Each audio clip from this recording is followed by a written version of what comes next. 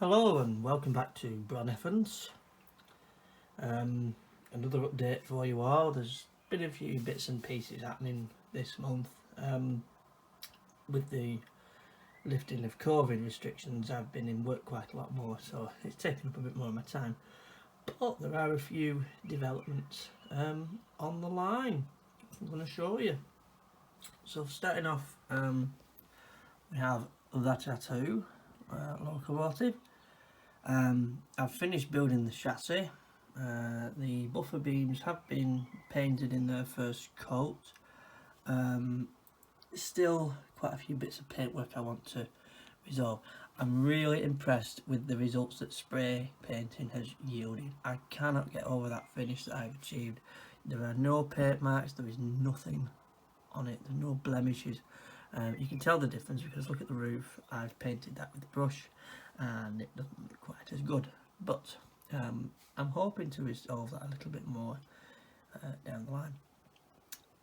I originally decided not to fit the buffer beams, and I'm having a bit of a rethink, mainly because one, there's big holes in the buffer beam, but with me lowering the couplings I can actually achieve that tattoo look, if you will, like what Edward Thomas has on the Talchin. Still working around how I'm going to do that because the castings are a little bit too big for the holes. I don't want to take the drill to the model itself. It's taken me a long time to get this model to the condition it's in, and a lot of metal has been removed from it, as you can probably see from the posts on the blog. Still some work in progress, not much more to do. In testing it though, I have discovered that the state of my track is abominable. There is a lot of dirt and grime that have just accumulated because it's been so hectic with work, and I've been in and out and we've had a lot of heat. I've just not wanted to be in the railway room doing things. So there's probably a good few weeks worth of muck on the track. I'm in the process of ordering some track magic and hopefully that will resolve it. But that's the tattoo anyway, I digress. Next we have the Vale of Riedel Dundas coaches, which I have nearly finished.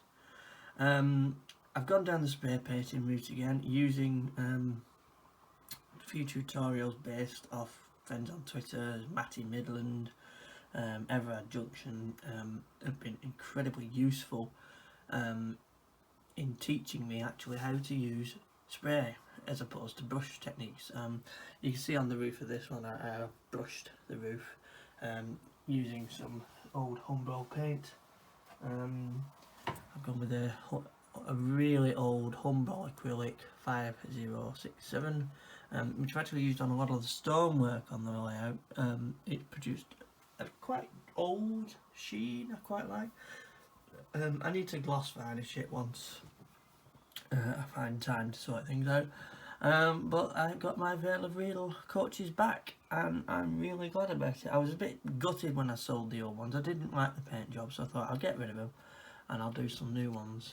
Got rid of them to a chap who really liked them, and then instantly had seller's remorse and ordered 2 brand new ones. But I think the paint job on these looks a lot better. The interiors are looking pretty okay. I've ordered some passengers to go in them, and these will be sort of my flagship rake on the layout, because it's probably the only original rake on the layout that's my own creation. They do look a bit north of Wales Navigate Railways, but I'm happy with them. In terms of scenery, while we're there, I've used peppermint tea as scatter, which was produced quite a nice look. I think it's a bit rough and ready, but this part of the layout is an abandoned mine working. It's overgrown, it's been left. The retaining wall has been sort of kept as a feature. It does need a bit of work on it. I need to cut the end off there, but you know, we'll get around to it. The signal box now has a new home. It's at the eastern end of the layout. Been having to think about the overall makeup at the station. So we've got the entrance here, the throat 2 points you can't see them because of this carriage. One to platform 2, one to platform 1, which is the main platform in use because it can hold more coaches, and then we have the siding and the head shunt. I put originally the signal box was here, sort of controlling everything in the layout. I'm going to put a ground frame this side for these 2 points. All the points are manually operated anyway, it's just aesthetic, and that's over there now. So it's going to be more of a signal box / line side hook. It's not permanent, it's not fixed, but again, I want to keep it there. The porta cabin is there at the moment. It's covering the path mainly because I knocked it. That's going to be, this area is going to be walled off. I need to build another wall like this. I'm just waiting on material to do it. And the porta cabin will be down the other side. I need to do a bit more work on that. It'll be sort of the shipping container, I say. This is going to be like a tool store for all the permanent waste stuff. It might stay there, it might go behind the signal box, I don't know yet. In terms of other scenic work, the fences are now built and they are installed roughly. They need a bit of paint work doing to them. I put a gate for walkers to walk off into the fields. That's going to have a little path running up it. You put a few people here spotting the trains, you know, that kind of thing. Yeah, the level crossing itself is going to remain as is. It's sort of my interpretation of the one up near Quarry Siding on the Taliclin. It's an open crossing with a dirt track. The car is there for now. It's going to be replaced. I just sort of put it on to see what it looked like. Just gives a bit of life to the scene as it was, I suppose. A few people on Twitter suggested I put the Pico hut here as a line side hut. I'm going to change it slightly. I'm loath to get rid of it because it was free and I like it, it's quirky. It doesn't really belong here as such because it obscures the view as a train to come out the tunnel. I like everybody's thinking and I wanted to follow it, but there's just something that was not setting right. It was going to be a cafe, we'll get to that in a moment. At the moment it's up there. It's going to be, in my mind at the moment, a bothy like they have in Scotland, which is somewhere that someone can just put their head down for the night and take shelter. Not quite figured out what I'm going to do with it yet, but if it does get ditched, I will find a place for it on the extension, which I will hopefully start planning to build this summer. I want to get a bit more of this done before. Anyway, I'm diverging here. Rolling stock wise, other than the VOR carriages, we got this delivered the other week. It's the Pico Festiniog exclusive. I wanted to purchase something from the Festiniog to help support them through this COVID crisis, and I thought, you know what, I will get myself a snapper bar coach. It's not accurate by any stretch of the imagination. There's no corridor connections, the roof's not smooth, the interior doesn't match. I don't really care. It looks fantastic. If you zoom in a little bit, you can see some of the detail it has, and oh, it's just wonderful. I love it. As far as ready to run coaches go, I think that is one of the best. I paired it up with the Linton and Barnstable coaches, just because it's got red and white and cream livery. I kind of like it. Just to finish off this section about the scenery, move that back where it should be with some wood. I've kit bashed an ARB Modelcraft Festiniog signal into a station signal.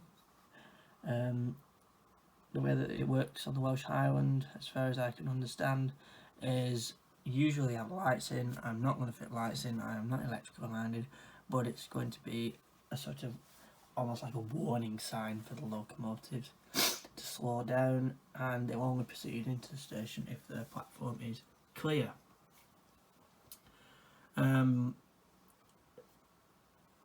It's a very rudimentary system. It doesn't really lend itself to functioning operation, but I'm not really too bothered. It's my layout, build it how I like. I've always liked the look of these signals. To get hold of one is good. It's only in base course at the minute, but I'm quite happy with how it's looking on the layout. I've drilled a hole for it to live in. Just take it out, as you see there. I will be finishing that off very soon.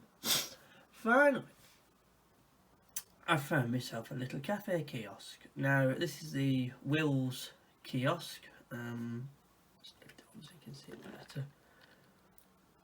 It comes with the Jaws sign. It's not one you could call Jaws. I just thought I'd add it on just to show it off. I've built myself a little interior. As you can see, it's just in the process of being painted. So I've got cupboards and a little hob and a sink. Painted it in the railway's red colour. I think it's looking okay. A few touches up here and there needed on it, but it's I'm going to put some picnic benches around with people on, and that will be my station cafe. Yeah. Last but not least, we've got a new diesel. Yeah, I know my workspace is a mess. It's fine. So this is the Lilliput Austin and Koppel diesel. Let's put these on just to give you an idea of what it should look like. I'm actually going to be repainting it to look like the example that the Corris Railway has. I've got a tattoo locomotive. I wanted a Corris diesel. It's not going to be 100% the same. This has 3 headlights. The bonnet arrangement's different. The chimney exhaust is different. But my hope is once I've painted it black, it will look like the actual thing. I only go for the look. I don't go for accuracy. I couldn't produce the accuracy as it was really. I just want to make it look like the thing it's supposed to be. So I've disassembled it. I'm in the process of taking out the light clusters. It is a fantastic little locomotive. I was very lucky to get it for the price I did. And once all that work is completed, I think it will look perfect on this layout. So there we go. Bit of a rambling one. Not much to talk about really. Well, it was, but that's it for this month. I'm actually back in work full time now, thank goodness. So I won't be able to do quite as much, but I do want my summer holidays coming up. So that does mean possibly some more updates. I've got a few projects in mind. I'm just waiting on a few places to get in touch with me about parts. The biggie for me this weekend was the relaunch of Welsh Pony. I bought this Prince kit a while ago. I'm not going to do Welsh Pony, but I am going to try and emulate this green livery. I think it's fantastic. I've got the plain red livery on my other George England, which I am in the process of remotoring. I just thought a green one would go quite nicely with it, but I'm leaving that for summer when I will have the time to be able to do it justice. I'm really happy with how the tattoo came out. I hope that I can produce similar results. There goes everything.